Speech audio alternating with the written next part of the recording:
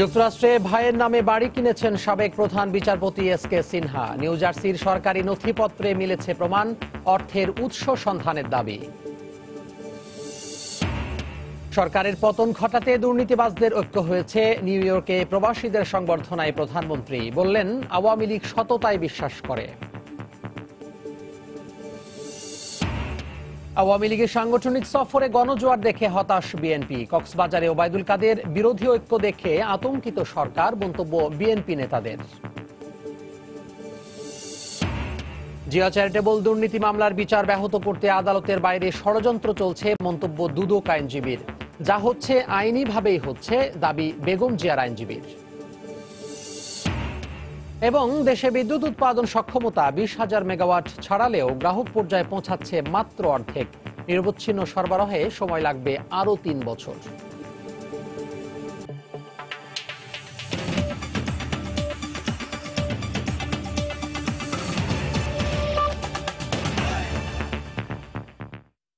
সময় সংবাদের সঙ্গে আছি আমি তোহা খান তামিম।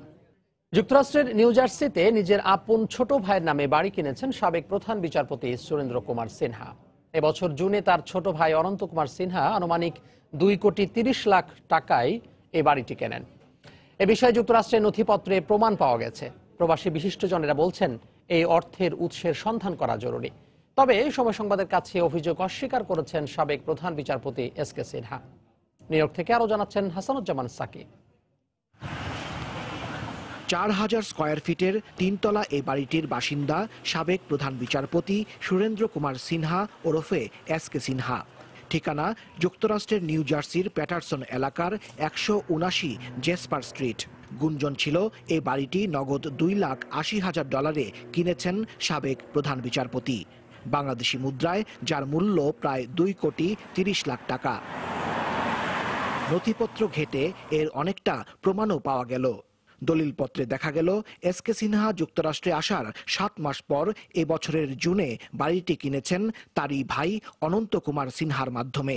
কাগজপত্রে ছোট ভাই বাড়ির মালিক হলেও ক্রেতার ঠিকানা ব্যবহার করা হয়েছে যে বাড়িটি, সেখানে মাস 2 আগ পর্যন্ত ভাড়া ছিলেন বিচারপতি সিনহা। এ বিষয়ে জানতে এসকে সিনহার নতুন বাড়িতে হাজির হলে তিনি কোনো প্রশ্নের উত্তর দিতে রাজি হননি। আপনার আয়কর রিটার্ন, দুর্নীতি, এই বাড়ি কেনা, এগুলো নিয়ে স্যার অভিযোগ। সরি, আমি কোনো বাড়ি, আমি এই বাড়ি আমার নামে না, এটা বললেই হবে না। এটা সরকার প্রমাণ করুক, এরপরে দেখা যাবে, আনুক। আমি কোনো প্রশ্ন করবেন না, এটা আমি তো বলবো না। আর এই বাড়িটি স্যার আপনার ভাই, আপন ভাইয়ের নামে। আমি সরি, আমি তো প্রশ্নের উত্তর দেব না বললাম তো। Thank you. বাড়ি কেনার এই অর্থের উৎস কি তা খতিয়ে দেখার দাবি উঠেছে। বিজ্ঞানী ডক্টর নুরুন নবী মনে করেন, একজন প্রধান বিচারপতির দুর্নীতি জাতির জন্য কলঙ্কের। সবাই আমরা জানি, এদেশে বাড়ি কিনতে হলে 5 to 10% ডাউন পেমেন্ট দিয়ে বাকি টাকা ব্যাংক থেকে লোন দিয়ে কেনা হয়। ক্যাশ টাকা দিয়ে সাধারণত বাড়ি কেনা হয় না। ওনার ভাই এদেশের নতুন ইমিগ্রেন্ট, মাত্র 2 বছর আগে এসেছে। তারপরেই এত তাড়াতাড়ি $200,000 ক্যাশ দিয়ে বাড়ি কেনা, এটা একটা প্রশ্ন জাগে যে এটার সোর্স কোথায় এবং এটা কার জন্য, এবং সেই বাড়িতে উনি অবস্থান করছেন।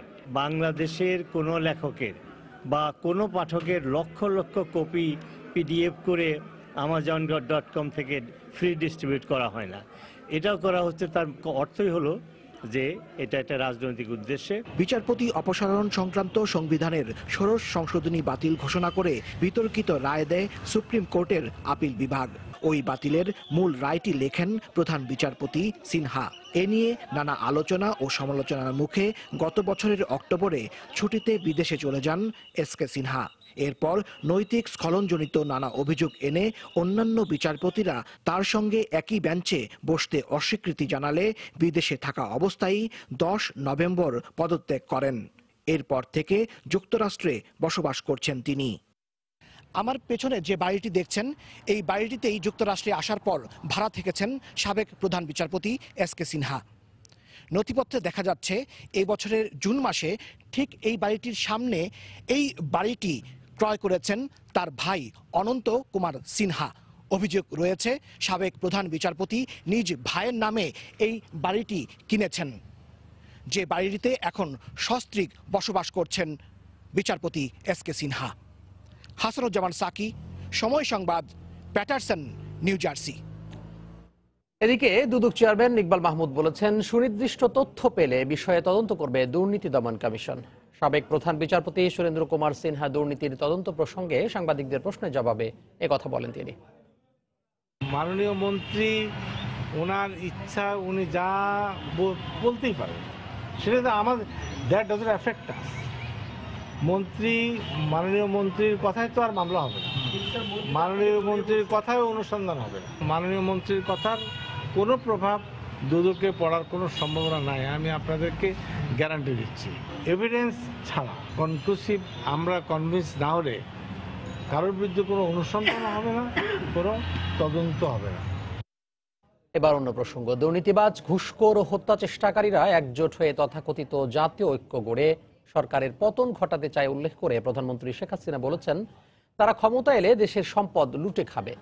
রোববার স্থানীয় সময় সন্ধ্যায় নিউ ইয়র্কে প্রবাসী বাংলাদেশিদের এক সংবর্ধনায় কথা বলেন তিনি। শেখ হাসিনা জানান, জনগণ তাদের ভোট দিলে দেবে, কিন্তু আওয়ামী লীগ সততায় বিশ্বাস করে। এর আগে জাতিসংঘ সাধারণ পরিষদের ৭৩তম অধিবেশনে যোগ দিতে যুক্তরাষ্ট্রে পৌঁছান প্রধানমন্ত্রী।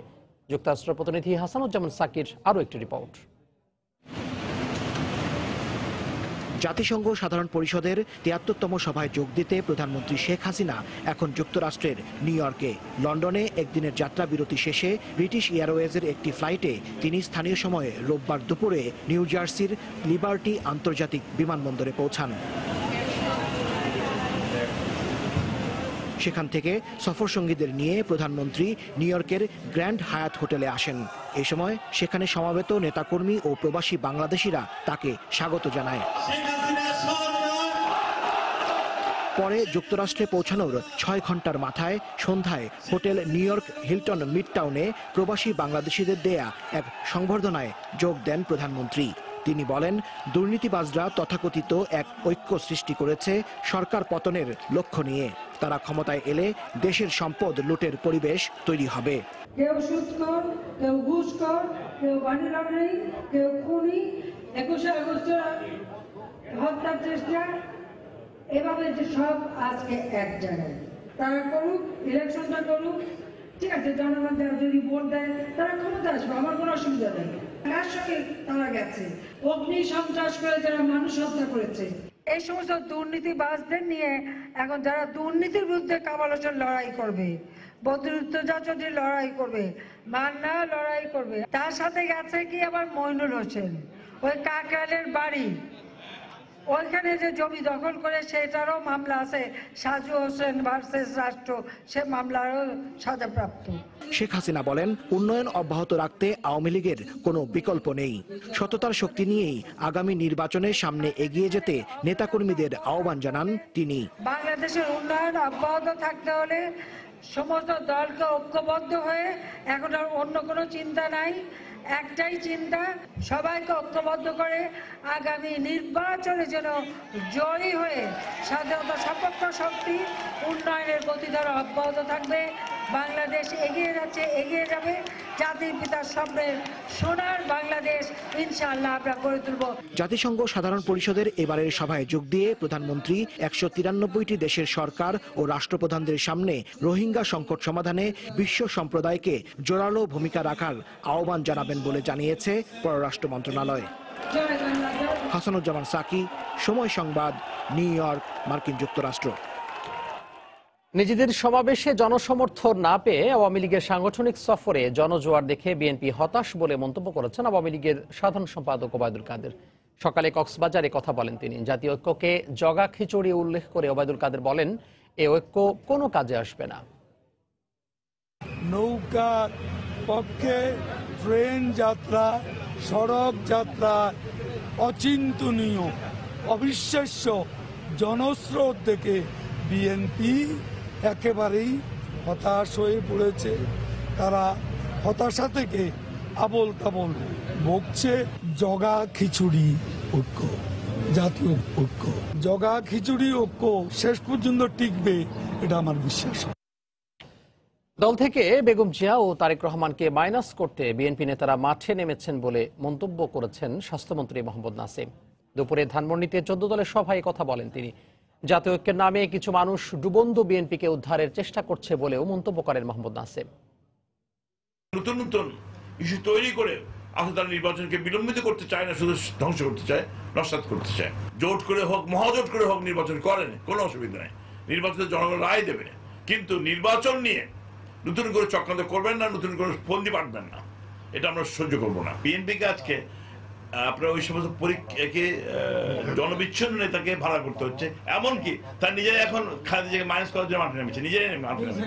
অন্য একজন নেতাকে এনে তার দুই নেতাকে মাইনাস করার জন্য এখন নিজেরাই মাঠে নেমেছে।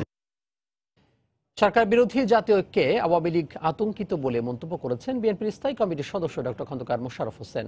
দুপুরে জাতীয় প্রেস ক্লাবে এক আলোচনা সভায় বক্তব্য রাখেন তিনি। এ সময় তফসিল ঘোষণার আগে সংসদ ভেঙে দিয়ে নিরপেক্ষ সরকার গঠনের আহ্বান জানান বিএনপির এই নেতা। আজকে প্রমাণিত যে এই সরকার বিচার বিভাগকে কুক্ষিগত করেছে, প্রশাসনকে কুক্ষিগত করেছে এবং আইন বিভাগকে কুক্ষিগত করেছে। সেই জন্য আজকে দেশ একটা অরাজকতার মধ্যে আজকে নিপতিত। জনগণকে মোকাবেলা করার আর সাহস আওয়ামী লীগের নাই। জাতীয় ঐক্যের মাধ্যমে এদেশের সকল জনগণ আওয়ামী লীগের সকল ষড়যন্ত্রকে মোকাবেলা করে, সকল ষড়যন্ত্রকে নস্যাৎ করে দিয়ে এদেশে ইনশাল্লাহ জনগণের সরকার প্রতিষ্ঠা হবে। আগামী 27 সেপ্টেম্বর সোহরাওয়ার্দী উদ্যান অথবা নয়াপল্টনে দলীয় কার্যালয়ের সামনে জনসভা করার জন্য অনুমতি চেয়েছে বিএনপি। সকালে নয়াপল্টনে কেন্দ্রীয় কার্যালয়ের সংবাদ সম্মেলনে কথা জানান দলের সিনিয়র যুগ্ম মহাসচিব রুহুল কবির রিজভী। তিনি দাবি করেন, সরকার প্রতিহিংসার কারণেই তারেক রহমানকে জড়িয়ে 21শে আগস্ট গ্রেনেড হামলা মামলার রায় দিতে যাচ্ছে।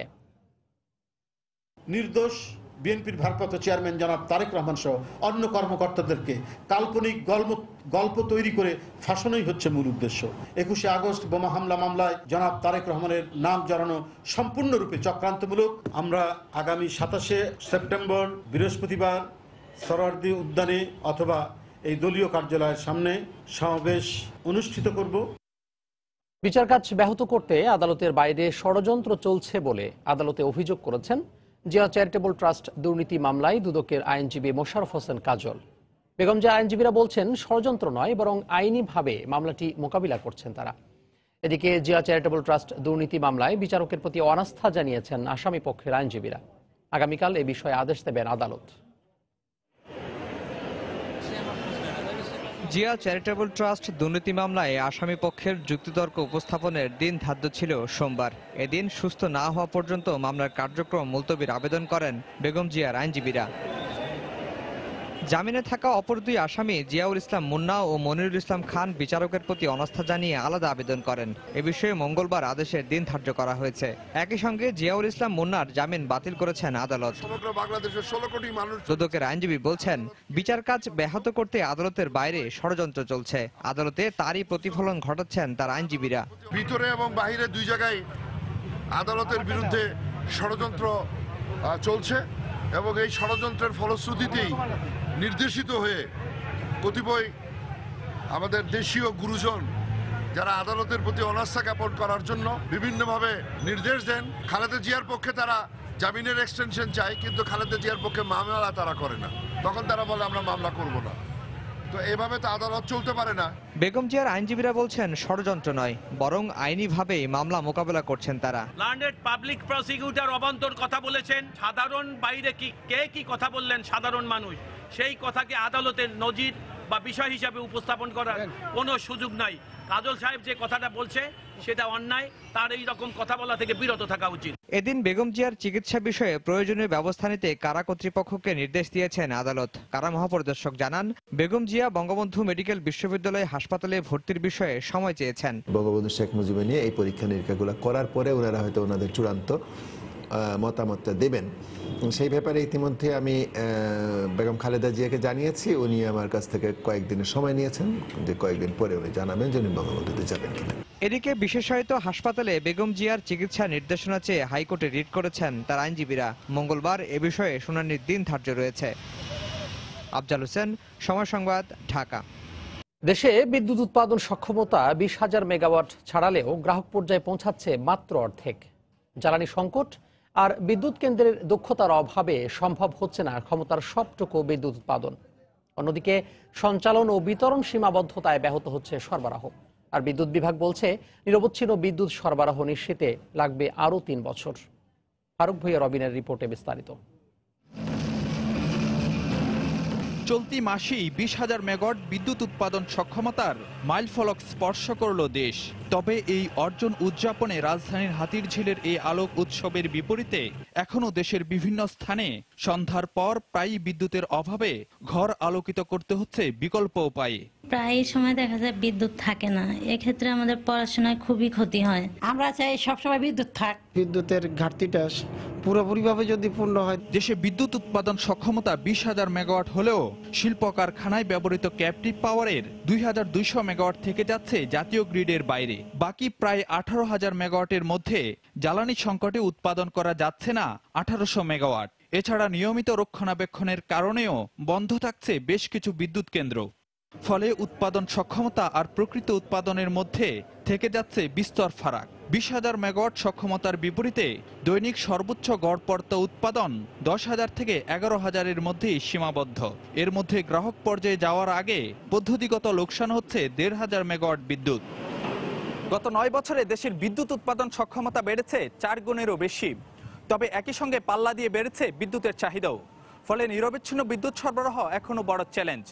আর এই চ্যালেঞ্জ মোকাবেলায় উৎপাদন সক্ষমতার সঙ্গে তাল মিলিয়ে পর্যাপ্ত জ্বালানি সরবরাহ নিশ্চিত আর সঞ্চালন ও বিতরণ ব্যবস্থা আধুনিকায়নের পরামর্শ দিচ্ছেন বিশেষজ্ঞরা। বিদ্যুৎ উৎপাদন ব্যয় বাড়ছে, ক্ষমতা যা আছে তা যদি পরিপূর্ণভাবে ব্যবহার করা যেত তাহলে বিদ্যুৎ উৎপাদন ব্যয় কিছুটা কম হতো। ট্রান্সমিশন সিস্টেমে কিছুটা বটলনেক আছে। এনার্জি সিকিউরিটি করতে হলে কোয়ালিটি পাওয়ারের ফ্রিকোয়েন্সি কমে যাবে না, ভোল্টেজ কমে যাবে না, সাস্টেইনেবল হবে। তাহলে যে বিভিন্ন জায়গায় লোডশেডিং হয় সেটা আর হওয়ার সুযোগ থাকবে না। বিদ্যুৎ বিভাগ বলছে সঞ্চালন ও বিতরণ সীমাবদ্ধতা কাটিয়ে নিরবচ্ছিন্ন বিদ্যুৎ সরবরাহের প্রয়োজন আরো 3 বছর। অনেক জায়গায় কিন্তু বিদ্যুৎ যখনই দিচ্ছি ট্রিপ করে যাচ্ছে, 2 ঘন্টা 3 ঘন্টা 4 ঘন্টা বিদ্যুৎ থাকছে না। এগুলিকে আমরা কারেকশন করতেছি, এখন আরো 3টা বছর লাগবে সেই জায়গাটা ইমপ্রুভ করতে। এছাড়া এলএনজি আমদানি হওয়ায় বন্ধ থাকা কয়েকটি বিদ্যুৎ কেন্দ্রে শিগগিরই জ্বালানি সরবরাহ সম্ভব হবে বলেও জানাচ্ছে বিদ্যুৎ বিভাগ। ফারুক ভূঁইয়া, রবিন, সময় সংবাদ, ঢাকা। রাজধানী কেন্দ্রীয় খাদ্য গুদাম থেকে র্যাবের জব্দকৃত চাল, গম ওএমএস ডিলারদের ছিল না, সেগুলো বিভিন্ন বাহিনীর রেশনের মালামাল ছিল বলে দাবি করেছে ঢাকা মহানগর ওএমএস ডিলার অ্যাসোসিয়েশন। সকালে ঢাকা রিপোর্টার্স ইউনিটিতে সংবাদ সম্মেলনে দাবি করে সংগঠনটি। এ সময় তারা আরও জানান, ওএমএস ডিলারদের সরকার গম দেয় না, কিন্তু র্যাব অভিযান চালিয়ে চাল আর গম জব্দ করে। তাদের দাবি, পাচারকারী হিসেবে 3 জন ডিলারের নামে মামলা দেওয়া হয়েছে, তারা নির্দোষ। অবিলম্বে তাদের মুক্তি দাবি করে ঢাকা মহানগর OMS dealer association. Tejgaon CSD থেকে সশস্ত্র বাহিনী, police, RAB, Ansar, BGP, TR, Kabikha এবং জেলখানার রেশন সহ এর মালামাল উত্তোলন করা হয়। উপরিলক্ষিত সমস্ত সংস্থা মালামাল বাহিরে বিক্রি করে ওই সমস্ত সংস্থার মালামাল এবং ওএমএসের মালামাল বস্তার গায়ে একই রকম লেখা থাকে। প্রতিনিয়ত বিভিন্ন সংস্থার মালামাল তেজগাঁও সিটি থেকে বাহিরে বিক্রি হচ্ছে। আমরা যতটুকু জানতে পেরেছি, যে সমস্ত মালামাল আটক করা হয়েছে তাহা বিভিন্ন বাহিনীর রেশনিং এর মালামাল। চট্টগ্রামে 2 কিশোরীকে গণধর্ষণের মামলায় 6 জনকে গ্রেফতার করেছে পুলিশ। ঘটনায় জড়িত অন্য 2 জনকে গ্রেফতারেও অভিযান চলছে। নির্যাতিতা 2 কিশোরীকে চট্টগ্রাম মেডিকেলে ওয়ান স্টপ ক্রাইসিস সেন্টারে রাখা হয়েছে। দোষীদের দৃষ্টান্তমূলক শাস্তি দাবি করেছেন এলাকাবাসী। পুলিশ জানায়, নগরীর রিয়াজউদ্দিন বাজারের জলসা মার্কেটের একটি পোশাক তৈরির কারখানায় রোববার সকালে কাজে আসে 2 কিশোরী। সন্ধ্যার দিকে মোবাইল চুরির অভিযোগ তুলে তাদের ডেকে নিয়ে যায় এক হকার্স নেতা। এ সময় মার্কেটের ছাদে ডালিম ও তার 7 সহযোগী কিশোরীদের আটকে রেখে ধর্ষণ করে বলে অভিযোগ করেন নির্যাতিতারা। পরে তাদের উদ্ধার করে হাসপাতালে ভর্তি করেন স্বজনরা। এই ঘটনার প্রতিবাদ জানিয়ে জড়িতদের দৃষ্টান্তমূলক শাস্তির দাবি জানিয়েছেন মার্কেটের ব্যবসায়ীরা। পত্র মার্কেটের সাধারণ সম্পাদক, ওনার ছেলেটা গতকালকে বাইরে অ্যাক্সিডেন্টে মারা গেছে, যার কারণে সমুদ্রে যারা লোকজন ছিল সবাই ওখানে ব্যস্ত ছিল। ওই ব্যস্ততার ফাঁকের মধ্যে ওই রকম একটা নিঃসত্ব বড়বড়িতে এরকম একটা ঘটনার সম্মুখীন হয়ে গেছে। আমরা এটার ন্যায্য বিচার চাই, কারণ আমাদের এখানে অনেক মেয়েরা কাজ করে, এখানে ওর মেয়েরা কাজ না করলে আমাদের ব্যবসা বন্ধ হয়ে যাবে। ঘটনার পরই নির্যাতিতা এক কিশোরীর মা বাদী হয়ে কোতোয়ালি থানায় মামলা দায়েরের পর অভিযান চালিয়ে 6 জনকে গ্রেফতার করে পুলিশ। জড়িত 8 জনের ভিতরে প্রধান যে ওইখানকে হকার্সের সাথে জড়িত একজন নেতা, 6 জনকে আমরা গ্রেপ্তার করি যারা সরাসরি এই ঘটনার সাথে জড়িত ছিল, এবং ভিকটিম দয় তারাও ইতিপূর্বে এইখানে কাজ করেছে, তারাও তাদের শনাক্ত করেছে যে এই ঘটনার সাথে তারা জড়িত। ধর্ষণের শিকার 2 কিশোরীকে চট্টগ্রাম মেডিকেল কলেজ হাসপাতালের ওয়ান স্টপ ক্রাইসিস সেন্টারে রাখা হয়েছে। সময় সংবাদ, চট্টগ্রাম। বিভিন্ন অনিয়মের কারণে মোহাম্মদপুরের সাদাবরের 2টি বেসরকারি হাসপাতালকে 11 লাখ টাকা জরিমানা করেছেন র্যাবের ভ্রাম্যমাণ আদালত। এর মধ্যে এসপি নামের হাসপাতালকে 8 লাখ এবং ডিপিআরসি হাসপাতালের 3 লাখ টাকা জরিমানা করা হয়। অভিযান চলাকালে এসপি হাসপাতালে কোনো ডাক্তারই ছিলেন না, যদিও নিয়ম অনুযায়ী বিশ্বজার একটি হাসপাতালে সার্বক্ষণিক অন্তত 4 জন ডাক্তার থাকার কথা। এমনকি প্যাথোলজিস্টের স্বাক্ষর জাল করে রিপোর্ট তৈরি করা হতো অত্র হাসপাতালটিতে।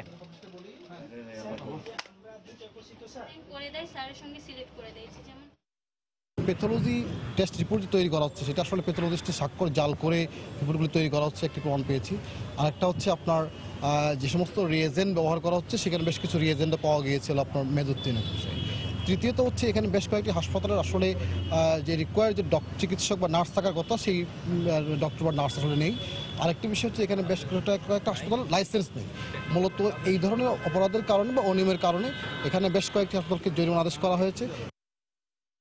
শরীয়তপুরে পদ্মার পানি কমতে শুরু করেছে, এতে ভাঙনের তীব্রতা কমায় কিছুটা স্বস্তি ফিরেছে নদী তীরবর্তী এলাকায়। সাম্প্রতিক ভয়াবহ ভাঙনের পর গত কয়েকদিন ধরে কিছুটা শান্তরূপ ধারণ করেছে পদ্মা। পানি উন্নয়ন বোর্ড জানায়, সোমবার ভোর 6টা পর্যন্ত সবশেষ 24 ঘন্টায় পদ্মার সুরেশ্বর পয়েন্টে 24 সেন্টিমিটার পানি কমেছে। তবে দ্রুত পানি কমতে থাকলে আবারও ভাঙন দেখা দিতে পারে বলেও জানায় পানি উন্নয়ন বোর্ড। এদিকে ভাঙনে ভিটেমাটি হারিয়ে নিঃস্ব পরিবারগুলো মানবেতর জীবনযাপন করছে। সরকারের কাছে পুনর্বাসনের দাবি জানিয়েছেন ভূমিহীন মানুষ। কিছুদিন হলো যে নদী ভাঙ্গাটা একটু থেমেছে, এজন্য নড়িয়াবাসী একটু স্বস্তি ফিরে আসছে। প্রাকুল আবেদন, নড়িয়ার ডানপাড় যে বেড়িবাঁধের কাজটা পাশ হয়েছে তা দ্রুত ব্যবস্থা করার জন্য। বর্তমানে নদীর অবস্থা একটু স্থির আছে, এখন ভাঙতেছে না, খুবই কম ভাঙে। তো আমরা আশঙ্কায় আছি যে পানিটা যখন টান দিবে কমবে, আবার সেই আগের মতো ভাঙতে পারে। যেভাবে তারা বস্তা ফালাইতেছেন তার চেয়ে আরো দ্রুত গতিতে যদি বস্তা ফালায় ভাঙন রোধ করা হয়, তাইলে আশা করি আমরা আর ভাঙনের শিকার হব না। মাগুরায় কাভার্ড ভ্যান চাপায় 2 মোটরসাইকেল আরোহী নিহত হয়েছেন। সকালে সদর উপজেলায় এই দুর্ঘটনা ঘটে। পুলিশ জানায়, শহর থেকে মোটরসাইকেলে করে 2 আরোহী রামনগর যাচ্ছিলেন। পৌর বাস টার্মিনাল এলাকায় পৌঁছালে পেছন থেকে দ্রুতগতির একটি কাভার্ড ভ্যান তাদের চাপা দেয়। এতে ঘটনাস্থলে মারা যান 2 জন। লাশ উদ্ধার করে সদর হাসপাতালের মর্গে পাঠায় পুলিশ। বারবার সংস্কারের পরেও অল্প দিনেই ভেঙে যাচ্ছে সিলেটের সড়ক ও মহাসড়ক। সড়ক বিভাগ বলছে, 2 এক্সেলের ট্রাকে 16 থেকে 22 টনের বেশি মালামাল পরিবহনের বৈধতা না থাকলেও একটি ট্রাক 40 থেকে 50 টন পণ্য পরিবহন করছে। পুলিশের দাবি, সড়কে লোড কন্ট্রোল স্টেশন না থাকায় অতিরিক্ত পণ্য বহনকারী ট্রাকের বিরুদ্ধে ব্যবস্থা নেওয়া যাচ্ছে না। দেগেন সিং এর ছবিতে আব্দুল আহাদের রিপোর্ট। সড়ক বিভাগের ভাষায় 1 টন অতিরিক্ত মালামাল নিলে 10 গুণের বেশি চাপ পড়ে সড়কে। কিন্তু সিলেট জাফলং, ঢাকা সিলেট ও সিলেট ভোলাগঞ্জ সড়ক দিয়ে চলাচলকারী ট্রাকে করে 10 থেকে 20 টন অতিরিক্ত পণ্য পরিবহন করা হচ্ছে। বাড়তি পণ্যের চাপ নিতে না পেরে সড়কের পিচ ফুলে উঠছে উপরের দিকে, আবার কোথাও পিচ উঠে সৃষ্টি হচ্ছে গর্তের। সড়ক বিভাগ বলছে, ওভারলোডের কারণেই সিলেটের রাস্তার বেহাল দশা। আটার কোনো ক্ষমতা নাই, রাস্তা পারাবার কোনো ক্ষমতা নাই। 550 550 উঠলুট লিয়া আপনারা যতটা গাড়ি চেক করছেন সবটি গাড়ি আমরা 550 সীমিত লোড টানলে আমরা রাস্তাঘাট বালা থাকবো, আমরা যাত্রীও চলতে পারবো সুন্দরে। ট্রাকগুলো লোড নিয়ে আসে, ক্ষেত্রে দেখা যায় 60 টন 70 টন, এমনকি অনেকগুলো আবার উপরে বডি লাগে অনেক বেশি নিয়ে আসে। তো এটা আসলে ওভারলোড নিয়ন্ত্রণ করা না গেলে আমাদের রাস্তাগুলো রক্ষা করা যাবে না। নির্ধারিত পরিমাণের চেয়ে প্রতিটি ট্রাক দ্বিগুণ পণ্য পরিবহন করলেও পুলিশের হাত থেকে বাঁচতে সঙ্গে রাখা কাগজে কম ওজন লেখা থাকছে। কয়েকজন চালক স্বীকারও করেন বাড়তি পণ্য পরিবহনের কথা। টন মাপ দিয়া মাল গাড়িতে যাবে এরকম কোনো সিস্টেম নাই। সিলেটের সিস্টেম হলো পাথর ফিট হিসাবে 450 ফুট আছে, 385 ফুট। ওই সবাই ভাই নেয় এই হিসাবে। সড়কে পণ্য পরিমাপের যন্ত্র না থাকায় অতিরিক্ত মালামাল নিয়ে চলা ট্রাকের বিরুদ্ধে ব্যবস্থা নেওয়া যাচ্ছে না বলে জানায় পুলিশ। ওভারলোড ধরেন একজনে 500 কেজি বেশি নিল, 200 কেজি বেশি নিল, এটার জন্য ওয়ে স্কেল বসাতে হবে। ওয়ে স্কেল ছাড়া তো আপনি ওভারলোডের বিরুদ্ধে সঠিকভাবে ব্যবস্থা নিতে পারবেন না। 2 এক্সেলের ট্রাকে 385 ফুট মালামাল নেয়ার বৈধতা সড়ক বিভাগ দিয়েছে। চালকরা এমন দাবি করলেও সড়ক বিভাগ তা অস্বীকার করেছে। অবশ্য তামাবিল, ভোলাগঞ্জ ও সুনামগঞ্জ সড়কে লোড কন্ট্রোল স্টেশন দ্রুত স্থাপনের প্রতিশ্রুতি দিয়েছে সড়ক বিভাগ। আব্দুল আহাদ, সময় সংবাদ, সিলেট।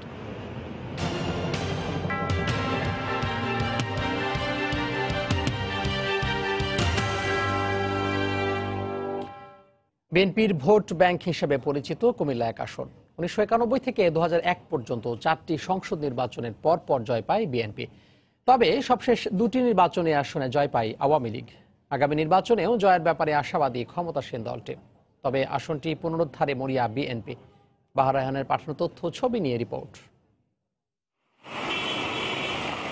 1991 সালের আগ পর্যন্ত দাউদকান্দি ও তিতাস উপজেলা কুমিল্লা 1 আসনের অধীনে থাকলেও ওই বছর আসন পুনর্বিন্যাস হওয়ায় দাউদকান্দি ও মেঘনা নিয়ে গঠিত হয় কুমিল্লা 1 আসন। সেবার নির্বাচিত হন বিএনপির ডক্টর খন্দকার মোশাররফ হোসেন। 2001 সাল পর্যন্ত 4টি নির্বাচনে টানা জয়ের ধারাবাহিকতা ধরে রাখেন তিনি। তবে 2008 সালের নির্বাচনে তাকে পরাজিত করেন আওয়ামী লীগের মেজর জেনারেল অবসরপ্রাপ্ত সুবেদ আলী ভুইয়া। এরপর আর পেছনে ফিরে তাকাতে হয়নি আওয়ামী লীগের এই প্রার্থীকে।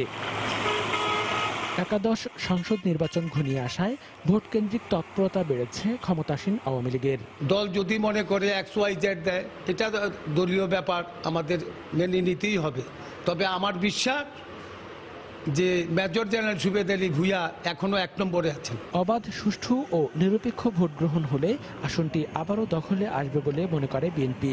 যদি দেশে সুষ্ঠু নির্বাচনের ব্যবস্থা হয় এবং আমাদের নেত্রীর মুক্তি সহকারে যদি আমরা নির্বাচনে যাই, ডক্টর খন্দকার মোশাররফ হোসেন কোনো কারণে কোনো পরাজিত হইতে পারেন এরকম চিন্তা আসা। এদিকে ভোটাররা বলছেন রাজনৈতিক দল নয়, উন্নয়নকামী প্রার্থীকে বেছে নেবেন তারা।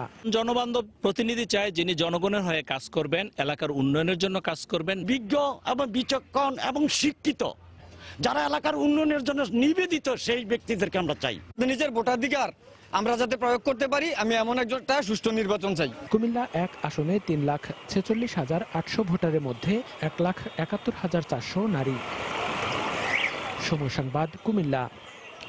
এবার সরকারের লার্নিং অ্যান্ড আর্নিং ডেভেলপমেন্ট প্রকল্পে বেস্ট আর্নার নির্বাচনে অনিয়মের প্রমাণ মিলেছে। এই অনিয়মের কারিগরও রেডিসন ডিজিটাল টেকনোলজিস লিমিটেড। প্রায় 1 বছর আগে সর্বোচ্চ আয় করে দেখিয়ে পুরস্কার নেন রেডিসনের 2 শিক্ষার্থী রায়হান মাহমুদ ও সিরাত রাজ্জাকি। কিন্তু তথ্য বিশ্লেষণে দেখা যায় এই 2 জনের প্রকৃত আয় গোপন করেছে প্রতিষ্ঠানটি। আর এতে সায় দিয়েছেন উপপ্রকল্প পরিচালক নবির উদ্দিন। বিস্তারিত শুভখানের রিপোর্টে। 2017 সালের 19 অক্টোবর বঙ্গবন্ধু আন্তর্জাতিক সম্মেলন কেন্দ্রে জমকালো আয়োজনে প্রধানমন্ত্রীর তথ্য প্রযুক্তি বিষয়ক উপদেষ্টা সজীব অজেদ জয়ের হাত থেকে পুরস্কার নেন এলইডিপি প্রকল্পের বেস্ট আর্নার 8 প্রশিক্ষণার্থী। এই প্রশিক্ষণের আওতায় দেশসেরা ফ্রিল্যান্সার হিসেবে ঘোষণা করা হয় চট্টগ্রামের রায়হান মাহমুদকে। তার আয় দেখানো হয় $10,900 মার্কিন। কাজ শিখেছেন ওয়েব ডিজাইনে আর গ্রাফিক্স ডিজাইনে $2,000 আয় নিয়ে সেরা নির্বাচিত হন ব্রাহ্মণবাড়িয়ার সিরাত রাজ্জাকি।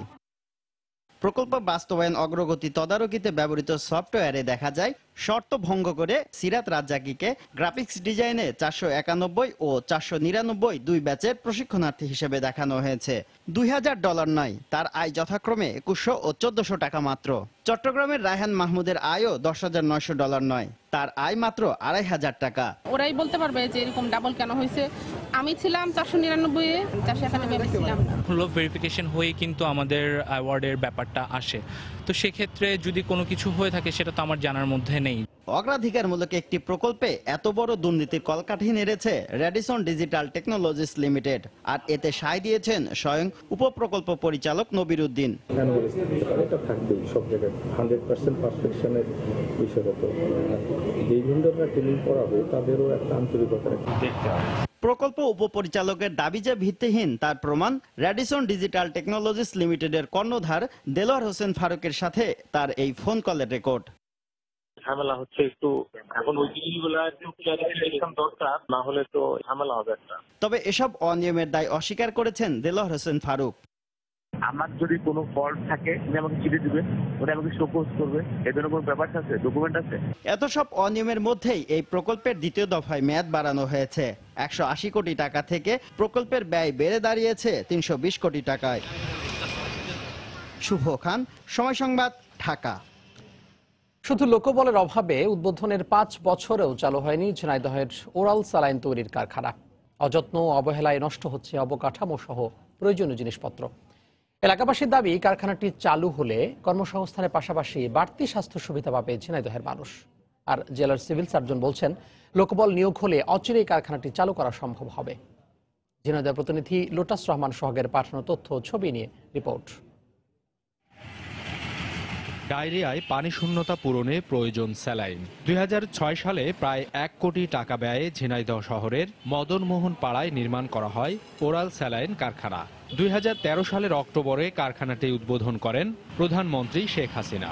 এরপর 5 বছর পেরিয়ে গেলেও জনবলের অভাবে এখনও চালু হয়নি কারখানাটি। অযত্ন ও অবহেলায় চারপাশ ভরে গেছে ঝোপঝাড়ে।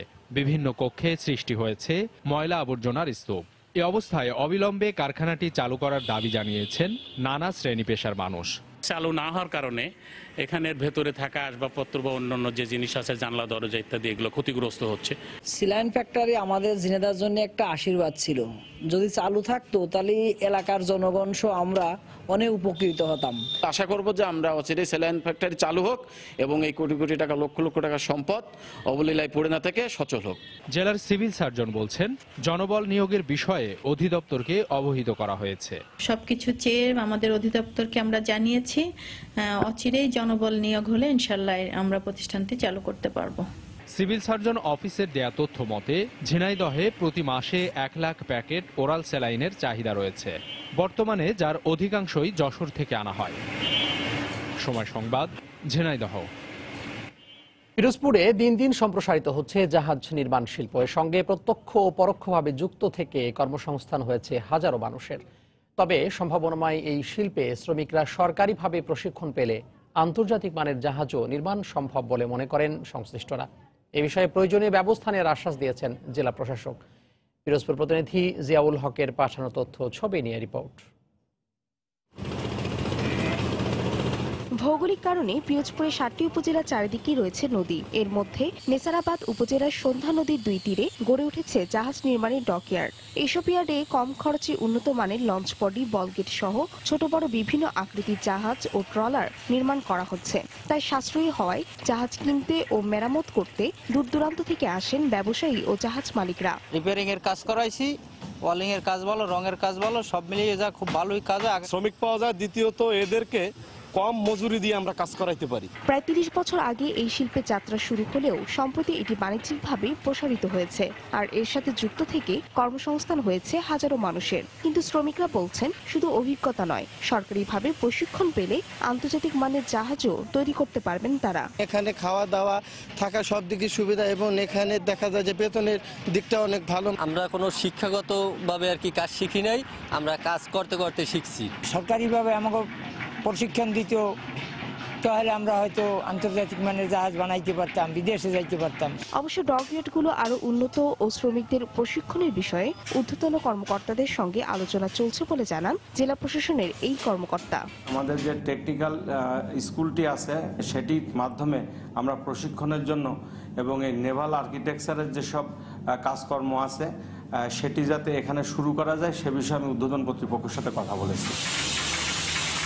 পিরোজপুরের সন্ধ্যা নদীর 2 পারে ছোট বড় 25টি ডকইয়ার্ডে 8 থেকে 10,000 শ্রমিক কাজ করেন। একটি বড় আকারের জাহাজ তৈরি করতে সময় লাগে 9 থেকে 10 মাস। এখন পর্যন্ত ডকইয়ার্ডে সর্বোচ্চ 250 ফুট দীর্ঘ জাহাজ নির্মাণ করা হয়েছে। এতে ব্যয় হয়েছে 6 থেকে 7 কোটি টাকা।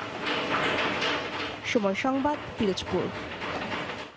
বান্দরবানে নানা আয়োজনে বৌদ্ধ ধর্মাবলম্বীদের মধু পূর্ণিমা পালন করা হচ্ছে। সকাল থেকে নানা বয়সের বৌদ্ধ ধর্মের অনুসারীরা জেলার বিভিন্ন এলাকার মন্দিরগুলোতে সমবেত হয়। পরে তাদের ভগবান বুদ্ধের উদ্দেশ্যে মোমবাতি প্রজ্বলন এবং মধু দান করেন।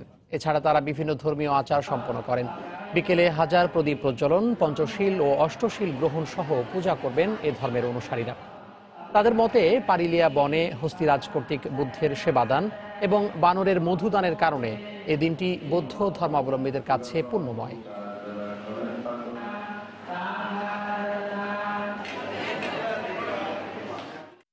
বিভিন্ন ধরনের আগরবাতি, মধু, মিষ্টান্ন ইত্যাদি নিয়ে বুদ্ধকে পূজা করার জন্য এসেছি।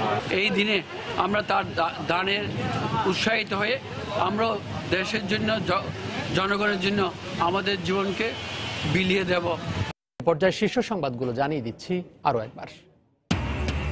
যুক্তরাষ্ট্রে ভাইয়ের নামে বাড়ি কিনেছেন সাবেক প্রধান বিচারপতি এস.কে. সিনহা। নিউ জার্সির সরকারি নথিপত্রে মিলেছে প্রমাণ, অর্থের উৎস সন্ধানের দাবি। সরকারের পতন ঘটাতে দুর্নীতিবাজদের ঐক্য হয়েছে। নিউ ইয়র্কে প্রবাসীদের সংবর্ধনায় প্রধানমন্ত্রী বললেন, আওয়ামী লীগ সততায় বিশ্বাস করে। আওয়ামী লীগের সাংগঠনিক সফরে গণজোয়ার দেখে হতাশ বিএনপি। কক্সবাজারে ওবায়দুল কাদের বিরোধী ঐক্য দেখে আতঙ্কিত সরকার, মন্তব্য বিএনপি নেতাদের। জিয়া চ্যারিটেবল দুর্নীতি মামলার বিচার ব্যাহত করতে আদালতের বাইরে ষড়যন্ত্র চলছে, মন্তব্য দুদক আইনজীবীর। যা হচ্ছে আইনিভাবেই হচ্ছে, দাবি বেগম জিয়ার আইনজীবীর। এবং দেশে বিদ্যুৎ উৎপাদন সক্ষমতা 20,000 মেগাওয়াট ছাড়ালেও গ্রাহক পর্যায়ে পৌঁছাচ্ছে মাত্র অর্ধেক। নিরবচ্ছিন্ন সরবরাহে সময় লাগবে আরও 3 বছর। এই ছিল এখনকার মতো। যে কোনো খবর পেতে ভিজিট করুন সময়নিউজ.tv। আপনার মোবাইলে সময় সংবাদ দেখতে ও সকল খবর পেতে ডাউনলোড করুন সময় অ্যাপ। এছাড়া এই মাত্র পাওয়া খবর মোবাইলে পেতে SMS করুন *BN লিখে পাঠিয়ে দিন 16242 নম্বরে। আর সঙ্গে থাকুন সময়ের।